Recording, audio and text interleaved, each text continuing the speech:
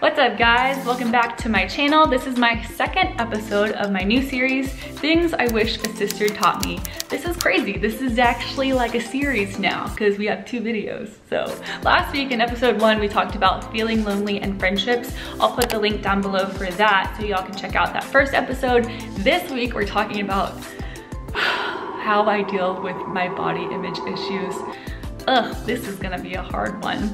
Before I get started, I'd love for y'all to click that subscribe button. I also wrote a blog post to go along with this whole video, and I will also put the link for that down below so y'all can check that out. And also leave a comment with any other topics that y'all would like for me to cover in the future.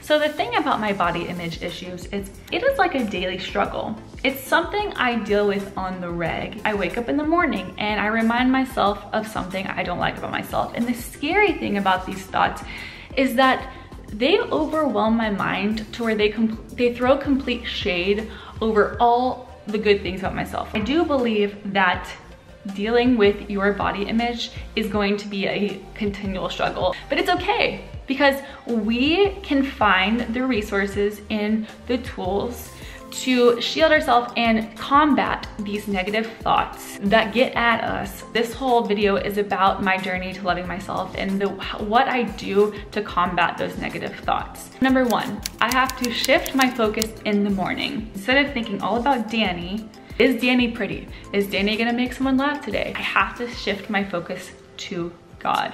So I spend some time with God, and it's crazy. The more I get to know the Lord, the more I understand His grace, and the more I understand what He says about me and how beautiful He says that I am. And I actually start to believe it. Yesterday was my hair. Today it was the tone of my skin. Tomorrow it could be the size of my thighs, whatever it is. But I look at it, I don't like it, and I dread on it, and I have to shift my focus. And when I spend time with the Lord, I'm reminded, Dani, I am your father. Dani, I love you. Dani, you were created perfect in your image. Dani, I care about your heart. I care about the ways that you love people. And then I'm like not so worried about my image all day long because God never said that He cared about my lipstick color. And that's a relief because lipstick gets really expensive. My second point is I have to remind myself, what is my definition of beauty? You guys, if I see one more picture on Instagram of some like young little girl with half her clothes on posing in a seductive way claiming to love her body, it makes me want to cringe. Seduction and beauty are not interchangeable. Seduction is whenever you pose in a certain way, or you take a photo, or you wear clothes that draw attention to yourself and you want to glorify yourself and your body. And that's not what God's definition of beauty is. So what is God's definition of beauty? Okay, so 1 Peter 3:3-4 says, your beauty should not come from outward adornment, such as elaborate hairstyles and the wearing of gold jewelry or fine clothes.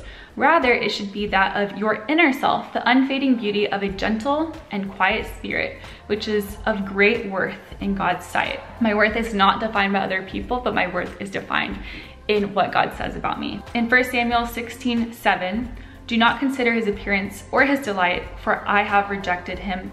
The Lord does not look at the things man looks at. Man looks at the outward appearance, but the Lord looks at his heart. All right, so you might be thinking, well, Dani, you're a fashion blogger. So what does this look like for me? What do I have to remind myself every single day about beauty? I kind of made a list. True beauty is having fun with style because I find my confidence in the Lord. True beauty is posting Instagrams of outfits, but respecting other girls and other guys in hopes that no one is lustful or compares themselves. True beauty is using my platforms and my pictures to love other people. True beauty is avoiding sexual styles in clothing to protect men from lust. True beauty is remaining pure before God. True beauty is using my life to encourage people to seek the Lord above all else. True beauty is avoiding poses and clothing that draw attention to my body in hopes of attention. My next point is, guys, it's okay to unfollow people on social media. I cannot be the only one who finds myself looking at some chick on Instagram thinking, oh, her hair, her legs, oh, that tan, and they make me compare myself to other people. So I think it's okay to shield ourselves from the accounts that make us feel that way. It's very cool. I mean, these blog posts about 10 different ways to style your hair for summer. But what about the blog posts about 10 different ways that we can serve our friends? Or, 10 different Bible studies that we can be reading this summer. 10 different scriptures that remind you about what God says beauty is.